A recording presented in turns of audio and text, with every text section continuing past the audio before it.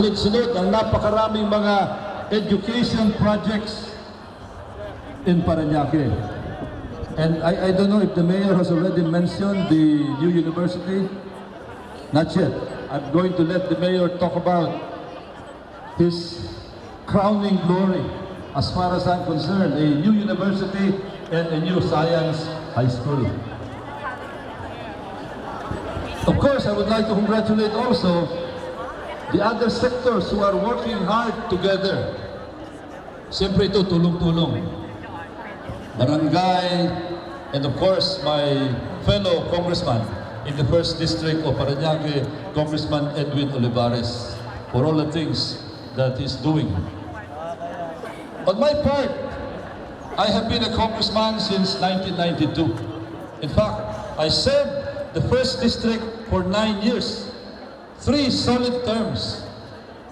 And just like Mayor Bernabe and the old man, Mayor Bernabe Sr., isa ako sa mga pinakamatagal na nagsilbi sa buong siyudad ng Parañaque. And I'm very proud of that record. It is something that I always cherish for the rest of my life. Kaya, napansin na marami na sunod-sunod ang mga proyekto ko pagdating sa school buildings all over the 1st District, all over the 2nd District, and in so short a time, hindi pa natatapos yung 3 termino ko, ako po'y tuwang-tuwa na nakatanggap ng parangal na siyang nagpagawa ng pinakamaraming school buildings sa kasaysayan po ng Parañaque. And I think you're all aware of one of the big proofs of that, and it's right here in the Parañaque National High School. 4 na naglalakihang mga school buildings ang nandito. Naging habilin ko bilang pagsisilbi sa inyo as congressman, and I'm sure many of you have passed those portals. At ako'y natutuwa na hanggang ngayon, yung 4 na mga school buildings na yan ay nanatili pa rin na pinakamalaking school building project na ginawa dito sa Parañaque National High School. Salamat po. It's not only there. Sana po makapasal kayo sa kabila, doon sa Dr. Arcadio Santos National High School. It's not as big as the Parañaque National High School, but it has grown during the past several years, and I have contributed also to the growth by contributing some school buildings there. Pero ang isang palagay ko, nakakaayos na proyekto doon para sa kapakanan ng estudyante, yung malaking campus ng Dr. Arcadio Santos National High School, pinalagyan natin ng high-tech na polycarbonate roofing. Kaya doon, kahit na umuulan, hindi nababasa ang mga estudyante. It is see-through, just like the Ayala Town Center, patterned after Disneyland. Doon na kayo makakita ng isang campus, isang quadrangle na may bubong, sa ilalim ng bubong, merong mga malalaking puno. Ganun ka-high-tech at ganun katindi yung project natin sa Dr. Arcadio Santos National High School. Sana mabisita ninyo. Other elementary schools, ganun din po.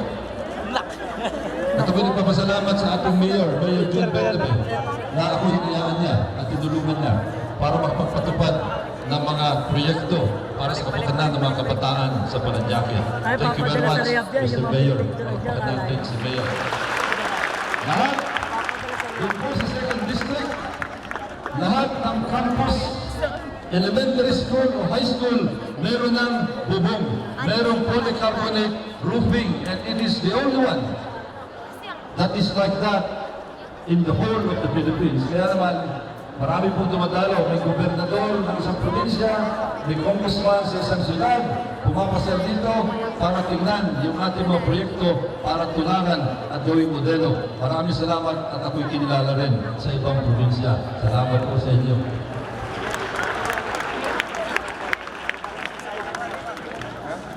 Kasama na rin yung mga Goliseo. Siguro yung mga taga 2nd District, pwedeng nagkikwento sa inyo na merong Goliseo sa communities. And right now, Goliseo means covered courts. And right now, there are 43 already inaugurated and completed, and about 7 either fully constructed already, not yet inaugurated, or ongoing ang construction. More than 50, the most number of covered courts not only in Metro Manila, but probably the entire Philippines para po sa mga kabataan katulad ninyo. Ang isa pang bagay na pinagmamalaki ko at dito natulungan ng gusto ni Dr. Urbano Agustin and his predecessor here in the Paranaque National High School, yung pong nationalization. This used to be the municipal high school. In fact, until now, some people call it municipal. Sinabi, dito ko sa municipal, they refer to the Paranaque National High School. This used to be the municipal high school founded by the father of our good mayor, Jude Bernabé.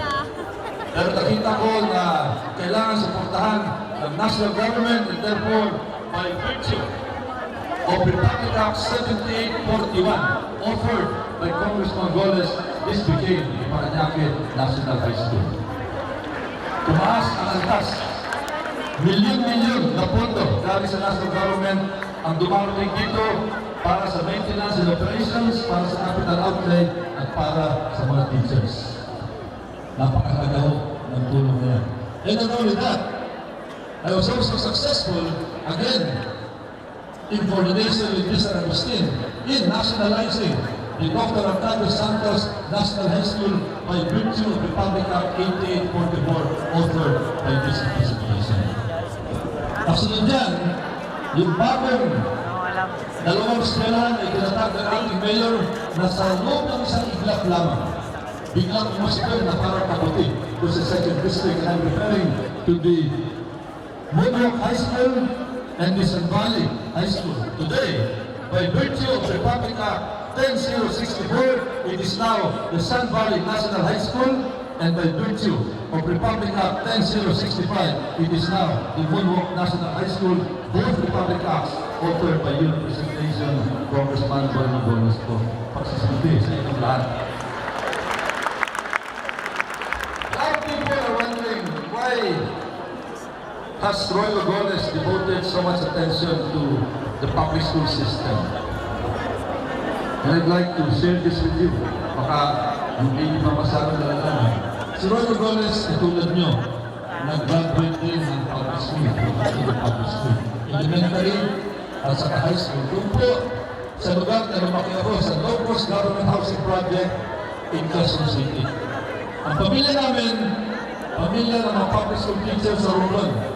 Pero nagsama kami ng mga magulang ko, lumipat kami ng Quezon City, naging ordinaryong government employee sila, at tumira kami sa isang Locos Government Housing Project, Project 3.